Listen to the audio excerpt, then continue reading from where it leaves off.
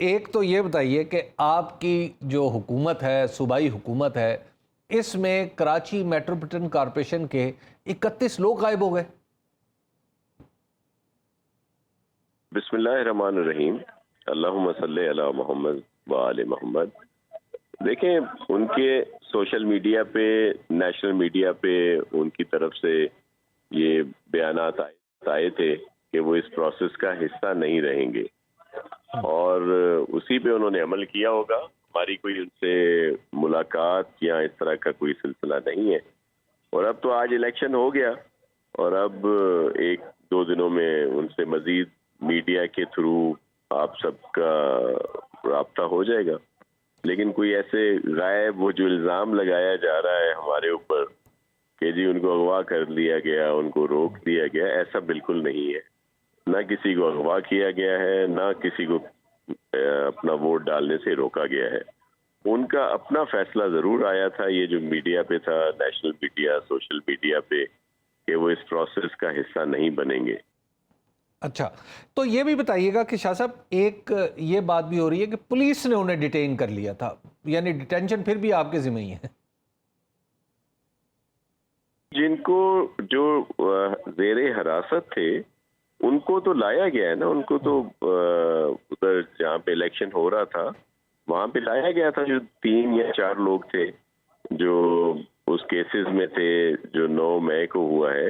اصل مسئلہ یہ ہے ابو اکرم صاحب کہ مینڈیٹ کراچی کا پاکستان پیپلز پارٹی کو ملا، سب سے زیادہ نشستیں ہمیں ملی ڈائریکٹ الیکشن میں، single largest party Pakistan peoples party ہے، اور اسی لیے ہم کہتے تھے کہ اخلاقی حق ہمارا ہے، میئر ہمارا ہونا چاہیے، ڈیپٹی میئر اگر جماعت اسلامی کے 80 سے زیادہ لوگ ہیں تو وہ بن جائیں، ہمارے 100 سے زیادہ چیئرمین ہیں جب شروع میں ہوئے تھے۔ پھر تو جو ریزرو سیٹیں آئیں تو 155 ہمارے ہوئے اور 130 کے قریب ان کے ہوئے۔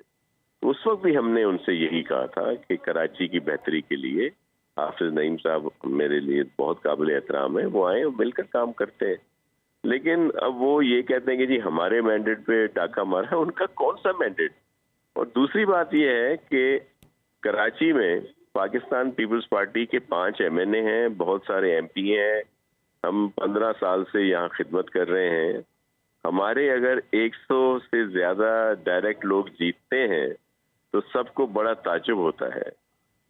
دوسری طرف جماعت اسلامی کا 1 MP ہے کراچی سے، اور ان کو اگر 80+ لوگ جیتے ہیں تو کسی کو تعجب نہیں ہوتا، بلکہ وہ یہ کہتے ہیں کہ ہمارے مینڈیٹ پہ ڈاکہ ڈالا گیا ہے۔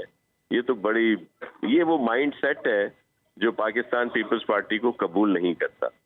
بلکہ آپ اگر ماضی میں جائیں تو 79 میں جو الیکشن ہوئے تھے، جب مارشاء اللہ اور سارا کچھ تھا، ڈکٹیٹر کا دور تھا، اس میں بھی صرف 2 ممبر جو جس طرح اس وقت ہمارے مینڈیٹ پہ ڈاکہ ضرور مارا گیا تھا، اور 2 ممبر کو اٹھا لیا گیا اور پھر ہمارا میئر نہ بن سکا۔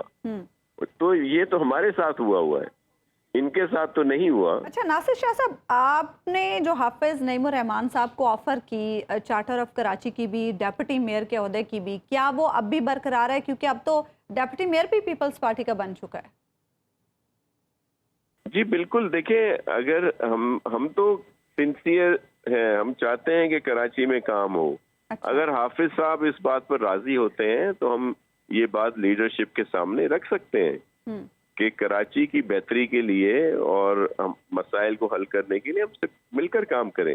دیکھیں ہمارے میئر کو PMLN کی بھی سپورٹ رہی، جتنے بھی ان کے لوگ جیت کے آئے، یا JUIF کے لوگ تھے، TLP کے بھی ایک رکن ہے، ان سب نے سپورٹ کیا۔ تو اسی طرح ہم چاہتے تھے کہ مل جل کر کام کریں اور بہتری کے لیے کام کریں۔ ہم اب بھی حاضر ہیں، اور میں حافظ صاحب کے لیے ذاتی طور پر بہت عزت ہے، میں ان کے پاس ہم چلے جائیں گے اور ان سے دوبارہ ریکویسٹ کریں گے کہ بہتری ہے اور ہم سب مل کر ساتھ کام کریں۔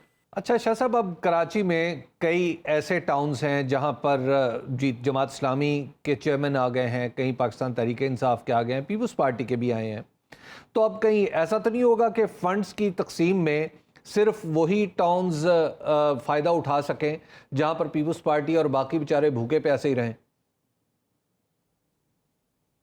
میں ایک چیز کلیئر کر دوں کہ دیکھیں ابھی تو یہ الیکشن کا پروسیس ہو رہا تھا، جب تب کوئی پتہ نہیں تھا کہ پاکستان پیپلز پارٹی کو زیادہ سیٹیں ملیں گی. اس وقت تو ایم کیو ایم بھی رن میں تھی کہ کون میئر ہو سکتا ہے. تب بھی ہم نے ان اداروں کو بااختیار کیا جو نئے قوانین بنائے چیئرمین بلاول بھٹو زرداری صاحب کی خصوصی احکامات پر، اور پی ایف سی کو ہم نے شروع کیا ہے.